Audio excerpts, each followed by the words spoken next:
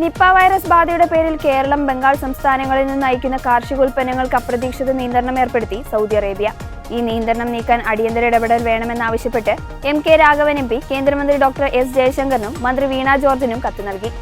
ഈ മാസം 6-നാണ് Saudi Arabian embassy കേരളത്തിൽ നിന്നുള്ള ഉൽപ്പന്നങ്ങൾക്ക് നിയന്ത്രണം ഏർപ്പെടുത്തുകയും മറ്റ് സംസ്ഥാനങ്ങളിൽ നിന്നുള്ളവയ്ക്ക് കർശന പരിശോധന നിർദ്ദേശിക്കുകയും ചെയ്തുകൊണ്ട് കേന്ദ്ര വിദേശകാര്യ മന്ത്രാലയത്തിന് അറിയിപ്പ് നൽകിയത്. എന്നാൽ സമീപകാലത്ത് കേരളത്തിൽ നിപ്പ റിപ്പോർട്ട് ചെയ്യപ്പെട്ടിട്ടില്ല. സൗദി ഏർപ്പെടുത്തിയ നിയന്ത്രണങ്ങൾ കരിപ്പൂർ വിമാനത്താവളത്തെ ആശ്രയിച്ച് പഴം, പച്ചക്കറി കയറ്റുമതി നടത്തുന്ന കേരള, തമിഴ്നാട്, കർണാടക സംസ്ഥാനങ്ങളിലെ കർഷകരെയും കേരളത്തിലെ ചെറുകിട ഇടത്തരം കയറ്റുമതിക്കാരെയും വലിയ പ്രതിസന്ധിയിലാക്കിയിരിക്കുകയാണ്.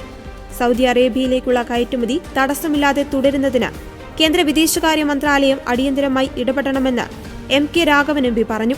നിലവിൽ കേരളത്തിൽ നിപ്പ ബാധയില്ലെന്ന ഔദ്യോഗിക വിവരവും ശാസ്ത്രീയമായ റിപ്പോർട്ടുകളും കേന്ദ്ര സംസ്ഥാന ആരോഗ്യ മന്ത്രാലയങ്ങൾ ഏകോപനത്തിലൂടെ സൗദി അധികൃതരെ അടിയന്തരമായി അറിയിക്കണമെന്നും M K Raghavan M P ആവശ്യപ്പെട്ടു.